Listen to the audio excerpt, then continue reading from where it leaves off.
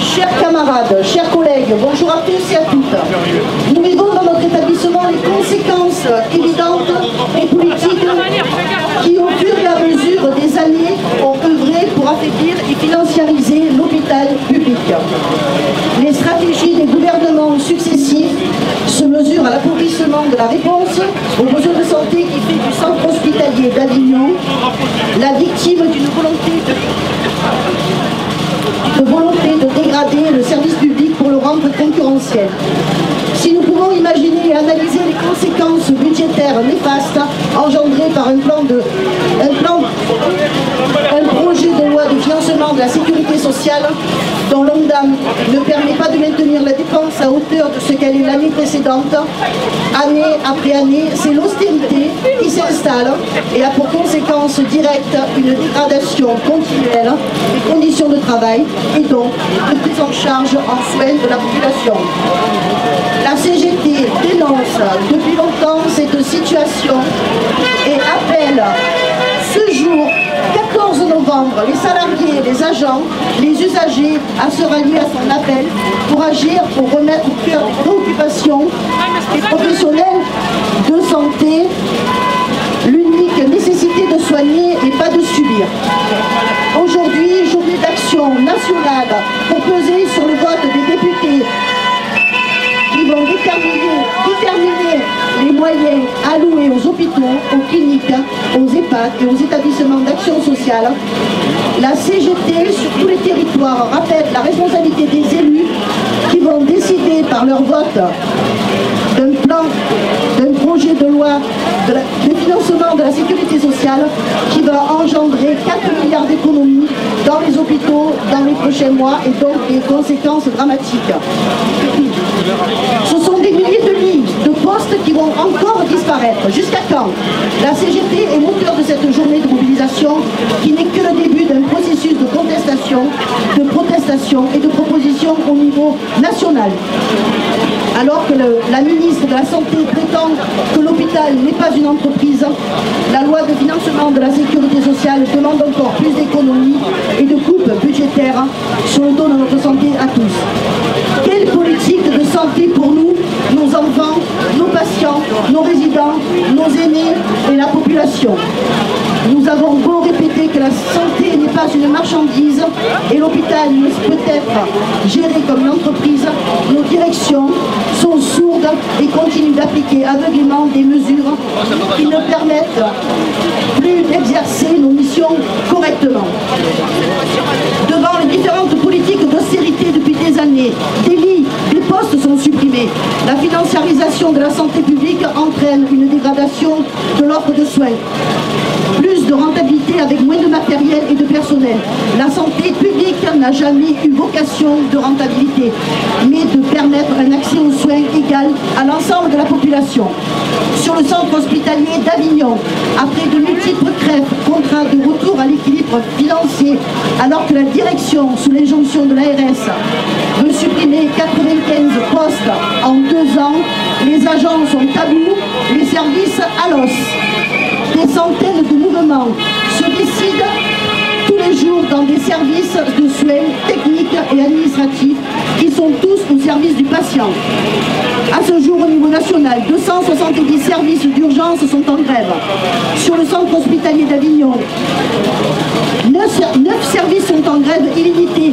Urgence adulte, urgence pédiatrique, chirurgie, ortho, traumato, néonate de nuit, transport logistique, assistant de régulation médicale, le bloc opératoire, les IBOD et dernièrement le secteur 1 et 2 de la maternité.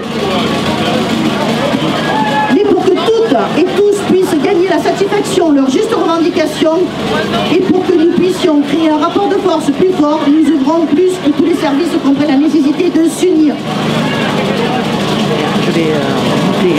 La CGT du centre hospitalier d'Avignon, comme toute la CGT, sera à l'offensive à partir du 5 décembre pour défendre un régime de retraite qui doit permettre de vivre décemment au moment du départ et surtout pour nos professions soumises à une pénibilité non reconnue, de gagner et de maintenir pour celles et ceux qui peuvent en bénéficier du départ anticipé à 55 ans et pour toutes et ceux à 60 ans. Chers camarades, chers collègues, la CGT prendra toutes ses responsabilités et sera le fer de lance de la contestation sociale qui ne cesse de grandir. Vive le centre hospitalier d'Avignon, vive le service public, vive la CGT. La mobilisation du 14 novembre est annoncée comme une journée de grève et de manifestation par l'intersyndicale étendue à certains collectifs. Afin de respecter nos mandats de congrès, FO a toujours indiqué que dans le contexte actuel, seule une grève reconductible pourrait faire reculer le gouvernement. FO veut éviter les actions saut-au-mouton qui existent sur le versant de la santé. De surcroît, à quelques semaines de la grève interprofessionnelle du 5 décembre pour la défense des retraites. Pour autant, l'intersyndicale du CHA, avec FO, CGT et CFDT, ont déposé plusieurs préavis de grève illimités pour couvrir les camarades en grève, aux urgences adultes, aux urgences enfants, en ortho-automato, en néonat de nuit, bloc opératoire, les IBOD et la maternité secteur 1 et 2. Aujourd'hui aussi, j'ai le pensé, je voudrais parler d'un coup dur qui a été annoncé par le gouvernement le jeudi 7 novembre contre les agents ultramarins, les agents des dom-tom. Et je pense que dans la foule, il y en a qui sont concernés par rapport au congé bonifié. Je sais que des camarades sont concernés, donc il faut condamner et s'oppose à cette réforme qui méprise l'histoire de France au regard de ces territoires ultramarins et oublie le lien ombilical des agents originaires d'outre-mer avec leurs terres, leur famille et leur culture. Je voulais faire un aparté par rapport à ces agents-là. Dans ce contexte, FO soutient ce mouvement qui s'organise aujourd'hui en vue de préparer la grève reconductible à partir du 5 décembre. Au regard des insuffisances de financement des établissements de santé, nous interpellons les élus présents aujourd'hui pour faire remonter à leur groupe politique de ne pas voter l'homme-dame hospitalier. FO attire votre attention, messieurs les élus, sur les effets des insuffisances de financement en direction des secteurs sanitaires. Cela aura pour conséquence un manque massif et durable des investissements et la réduction inquiétante de toutes les enveloppes. Il n'est certes pas nécessaire de vous rappeler que le plan de financement de la sécurité sociale est destiné à déterminer les moyens qui seront alloués aux établissements sanitaires pour qu'ils puissent remplir leur mission. Or, depuis des années, ceux-ci sont traversés par une crise ayant pour effet une dégradation considérée par les acteurs de la santé comme sans précédent des conditions de travail, de la qualité des soins et des niveaux de rémunération des agents de la fonction publique hospitalière. On peut citer pêle-mêle la crise des urgences, la crise des recrutements médicaux, la crise dans les EHPAD et le manque d'investissement et l'augmentation de l'absentéisme. La liste est loin d'être close. De façon symptomatique, on observe que plus on parle de qualité de vie au travail, le fameux QVT, plus celle-ci se trouve dégradée dans les établissements. Face à cela, les mesures annoncées par le gouvernement ne s'avèrent pas à la hauteur des enjeux et s'apparentent en réalité à une énième version de faire mieux avec moins. Dans ce contexte, l'objectif des dépenses d'assurance maladie, ce qu'on appelle l'OMDAM, vous est présenté, messieurs les élus, pour l'hôpital à un niveau insuffisant de 2,1% pour 2020, pour un recul de 0,2% par rapport à 2019. Pour force ouvrière, l'OMDAM doit correspondre aux besoins réels des établissements, afin que ceux-ci puissent répondre aux besoins des populations. L'OMDAM contraint, qui vous est présenté, amène à des modes managériaux néfastes, obsédés par l'immédiateté et conduisant à des rapports d'activité continuels aux effets très négatifs. Appliqués au secteur sanitaire, ces modes de fonctionnement ont déjà démontré leurs limites, pour ne pas dire leur inutilité, dès lors qu'ils se traduisent par l'application d'un étau-directeur qui ne suffit évidemment pas à faire face à l'augmentation mécanique des coûts et à la constitution de réserves prudentielles prélevées sur l'insuffisante reconduction de moyens, qui une fois partiellement débloqués seront présentés comme autant de mesures nouvelles. C'est les fameux 750 millions là, que la ministre soi-disant nous a donnés. L'ensemble des personnels hospitaliers, quel que soit leur statut ou leur fonction, a subi les conséquences et n'est pas dupe de ce genre de tour de passe-passe. Ces insuffisances de financement vont aggraver la situation des établissements et ne permettront pas d'améliorer la qualité de prise en charge des patients, ni d'améliorer les conditions de travail extrêmement détériorées des agents de la fonction publique hospitalière. Et encore au moins d'entrevoir l'augmentation des effectifs et des salaires synonymes de reconnaissance du travail effectué. C'est pourquoi Force ouvrière vous demande, en votre qualité d'élu, de demander à vos groupes politiques de rejeter en l'état le plan de financement de la sécurité sociale 2020. La santé des Français, le service public hospitalier et ses personnels méritent un soutien collectif pour sa défense, sa promotion et son développement. Car il en va de la pérennité des établissements qui sont autant d'outils de travail, de leur mission et de leur bon fonctionnement, gage de la santé publique de notre pays. Et dans la continuité du 14, nous devons préparer le 5 décembre et la reconduction de la grève interprofessionnelle pour le retrait du projet de retraite par points. Force ouvrière et la CGT réaffirment leur opposition au régime de retraite par points voulu par le gouvernement qui aurait pour conséquence une baisse considérable du niveau des pensions et de repousser l'âge de départ en retraite. C'est pourquoi FO, CGT, FSU, Solidaire et la CFE-CGC de Vaucluse appellent l'ensemble des salariés à se mobiliser le 5 décembre prochain, premier jour de grève interprofessionnelle, pour obtenir le retrait du projet Macron de Levoix. Nous savons compter sur votre engagement et votre indignation pour mener à bien ces combats. Vous pouvez également compter sur la détermination de Force ouvrière. Mes camarades, il faut résister, il faut revendiquer et reconquérir. Bonjour à tous, merci pour votre mobilisation. Les agents hospitaliers expriment aujourd'hui leur amertume, leur frustration et leur colère. Ici, il y a 9 services en grève, certains depuis de longs mois. Et on peut s'attendre à ce que le mouvement s'étende encore. Le droit de grève est restreint à l'hôpital, les grévistes sont assignés à leur poste et notre conscience professionnelle fait que nous assurons les soins au mieux. Notre vocation à tous est d'apporter de meilleurs soins à la population, quel qu'en soit le prix. Mais les politiques de santé menées depuis 10 ans avec leurs règles de financement assassines obligent les directions à gérer les hôpitaux comme des entreprises à but lucratif. Or, nous sommes un service public, nos missions coûtent cher, nous soignons des patients dont personne ne veut, essentiellement parce qu'ils ne sont pas rentables.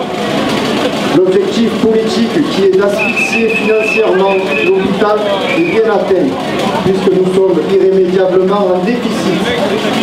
C'est une aberration, mais c'est surtout une volonté politique qui est poursuivie depuis les 3 derniers gouvernements.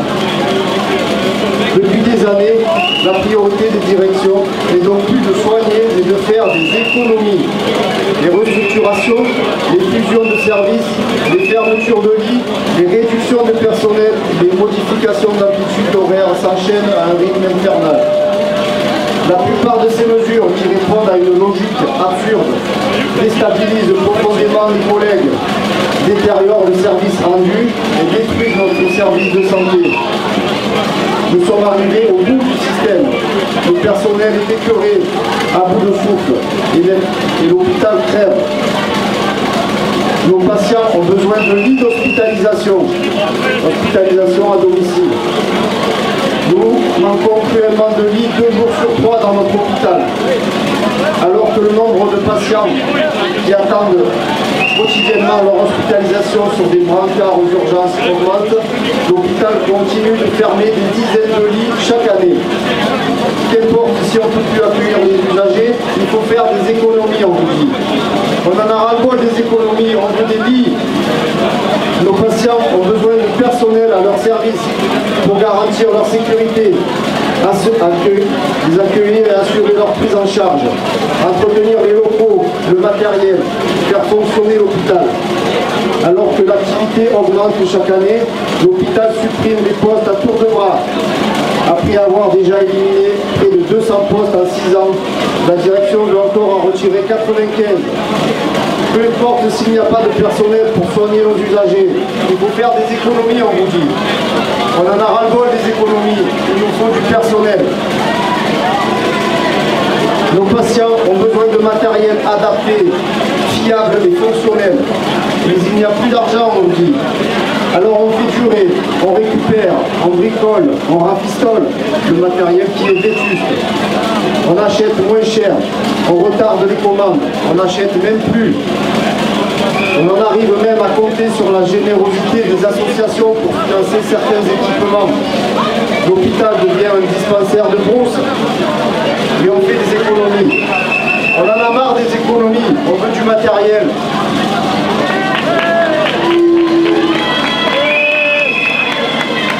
On veut du matériel pour assurer des prises en charge convenables. Nous avons besoin de conditions de travail acceptables et d'un tout petit peu de reconnaissance. Mais nos conditions d'exercice ne cessent de se dégrader. Nous sommes de plus en plus frustrés des réponses que nous apportons à la population. La précarisation des agents, les faibles rémunérations qui stagnent et le manque de considération sont autant de preuves que le gouvernement méprise la santé ainsi que les professionnels qui y consacrent leur vie. Pour conclure, les hospitaliers réclament des moyens pour soigner le public correctement. Et pour cela, nous exigeons des lits d'hospitalisation pour accueillir les patients dignement.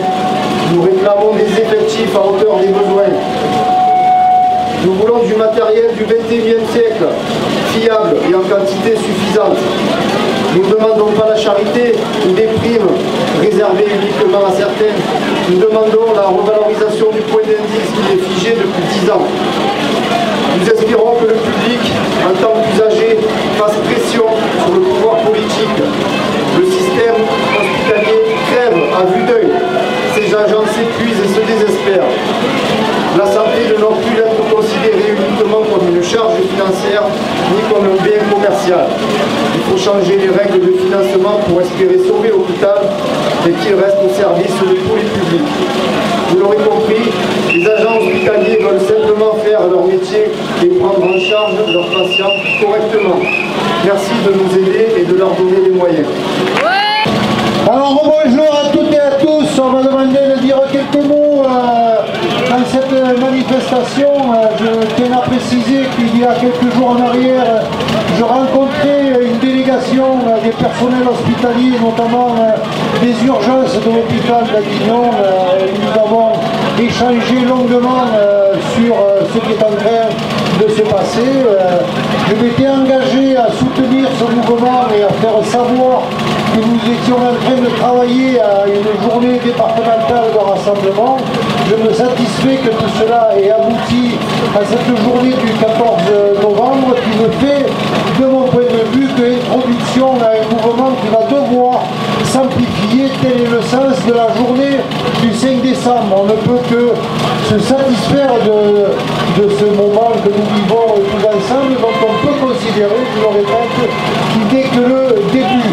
Je pense que ce qu'il nous faut nous rassembler, comme le font les organisations syndicales, c'est avoir la capacité aussi de se rassembler politiquement, l'ensemble des forces de gauche, pour essayer de montrer qu'il est totalement inconcevable que dans le début de ce monde dit moderne, nous soyons confrontés à de telles remises en cause, c'est-à-dire la remise en cause des droits essentiels des personnes, le droit à se soigner, le droit à la santé, le droit au logement, le droit à l'eau, le droit au transport, le droit à l'éducation. Tout cela aujourd'hui est complètement miné par un gouvernement au service des riches, au détriment des pauvres. Et je pense que ce que nous sommes en train de faire, eh bien, c'est de s'élever contre cela. C'est simplement un combat de simple humanité, l'humanité de reconnaître qu'aujourd'hui, ce sont les femmes et les hommes dans un pays, dans une nation, qui doivent être regardés de manière respectueuse, loin des grands moments que se font entre eux les grands puissants du CAC 40. Voilà ce que je tenais à vous dire, et ce n'est qu'un début, et continuons la lutte. Mesdames et messieurs, merci.